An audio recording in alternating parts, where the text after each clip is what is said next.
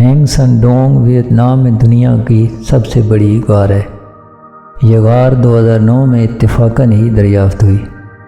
9 kilometre لمبائی میں اور 150 میٹر گہرائی میں پھیلی یہ غار دنیا کی ایک منفرد غار ہے۔ اس میں اس کا اپنا جنگل، اپنا دریا، اپنا موسم، اپنی منفرد نسل کی مخلوقات ہیں۔ باہر پونگ ناکی بانگ کے جنگل میں دھوپ چمک رہی ہوگی، جبکہ غار کے اندر بادل بارش برسا رہے ہوں گے۔ ہینگ سن ڈونگ اپنے موسم کے انتخاب میں آزاد ہے۔ باہر کی دنیا کا موسم اسے متاثر نہیں کرتا۔ رابندر ناتھ ٹیگور نے ایک کہانی بیان کی تھی کہ ایک استاد اپنے طلبہ سے پوچھتا ہے آزادی کا مطلب کیا ہے۔ ایک طالب علم کہتا ہے آزادی وہ حق ہے جو ہمیں اپنی خوشی حاصل کرنے کے لیے کچھ بھی کرنے کی اجازت دے۔ استاد کو بہت غصہ آتا ہے، کہتا ہے کیا مطلب؟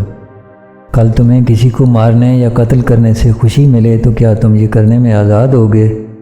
شاگرد خاموش ہو جاتا ہے۔ گھر واپس آتا ہے تو اس کی ماں گھر پر نہیں ہوتی۔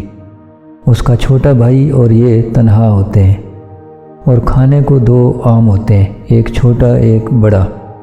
لڑکا چھوٹا آم خود رکھ لیتا ہے اور بڑا آم چھوٹے بھائی کو دیتا ہے۔ چھوٹا بھائی بہت خوش ہو جاتا ہے، بڑا اس کی خوشی دیکھ کر خوش ہو جاتا ہے۔ اچانک اسے سمجھ آ جاتی ہے۔ دوڑا دوڑا استاد کے گھر جاتا ہے اور کہتا ہے مجھے آزادی سمجھ آ گئی۔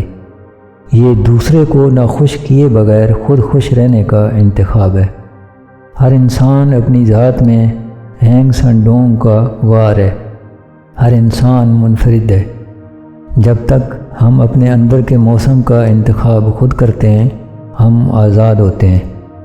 جب ہماری خوشی ناخوشی کا جوڑ باہر کی دنیا سے کنٹرول ہونا شروع ہو جائے، تب ہم اپنی آزادی پر سمجھوتے شروع کر دیتے ہیں۔ ہم بتدریج غلام بنتے چلے جاتے ہیں۔